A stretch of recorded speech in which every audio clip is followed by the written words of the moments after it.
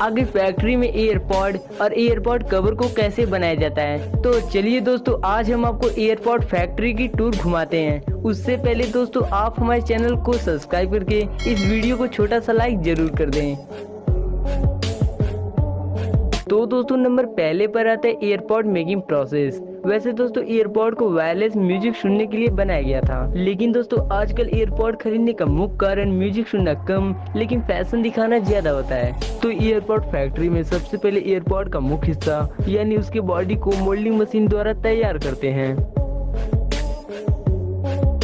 और फिर अब बारी आती है बैटरी को बनाने की। तो इसे बनाने के लिए एक बड़े से कंटेनर में ब्लैक लिथियम के साथ अन्य केमिकल को मिलाते हैं, जिससे एक पेस्ट बनकर तैयार हो जाता है। और फिर इसी पेस्ट को पॉलीमर शीट के ऊपर लगाते हैं, और जब ये पेस्ट सूख जाते हैं तो इनके कुछ भाग को काट कर सैंपल टेस्टिंग किया जाता है, और रिजल्ट सही निकलने पर इनको रोलिंग मशीन द्वारा एक बंडल के रूप में तैयार कर लिया जाता है।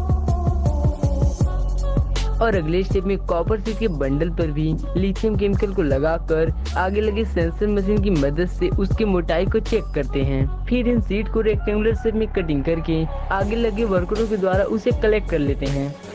अब बारी आती है बैटरी असेंबलिंग की। इस असेंबलिंग प्रोसेस में लिथियम पॉलीमर शीट के ऊपर कॉपर के शीट को रखते हैं, और ऐसे ही अल्टरनेट अरेंजिंग करते हुए इन दोनों का एक मोटा लेयर तैयार कर लिया जाता है। अब इन इंटरनल बैटरी पर एल्युमिनियम के शीट को लगाए जाएंगे, तो उसके लिए एल्युमिनियम के शीट को पतले पीस में कटिंग करते हैं। अब इन एल्युमिनियम के शीट में बैटरी के इंटरनल हिस्से को डालकर पूरी तरह से पैक कर देते हैं, और उसी दौरान बैटरी से निकले अनवांटेड शीट को कटिंग करके सर्किट प्लेट को लगा देते हैं।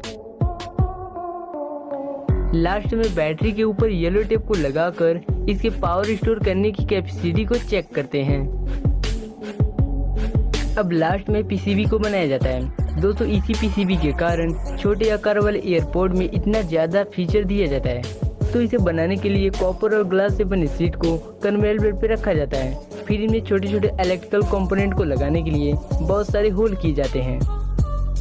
फिर पीसीबी इंजीनियर की मदद से कंप्यूटर में सर्किट डायग्राम को तैयार किया जाता है। अब इन शीट पर ट्रैक प्रिंटिंग की बारी आती है।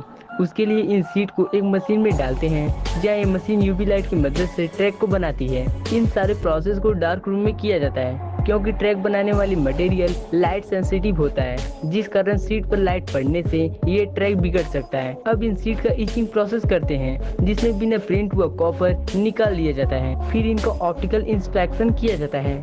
इस प्रोसेस में सेंसर की मदद से ड्रॉ हुआ ट्रैक को जांच करते हैं।